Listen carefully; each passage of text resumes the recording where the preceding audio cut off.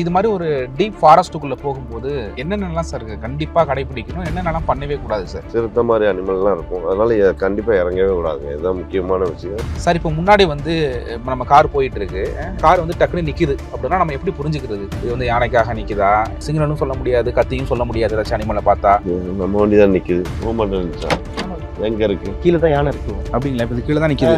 Announce பண்ணுங்க. இப்பகுதி வாழ் பொதுமக்களுக்கு வனத்துறையின் ஒரு முக்கிய அறிவிப்பு. இப்பகுதியில் 2 காட்டு யானைகள் நடமாட்டம் இருப்பதால் பொதுமக்கள் யாரும் வீட்டை விட்டு செல்ல வேண்டாம் என வனத்துறையின் சார்பாக கேட்டுக்கொள்ளப்படுகிறது. தற்சமயம் யானைகள் வீட்டு அருகாமையில் வரும் பட்சத்தில் தொடர்பு கொள்ள வேண்டிய தொலைபேசி எண் வண்டியை பார்த்து நம்ம வண்டியை பார்த்தாலே கொஞ்சம் யானைக்கு தெரியும், கொஞ்சம் பயம் இருக்கும். வந்துட்டாங்க சரிதான், பார்க்கலாம்.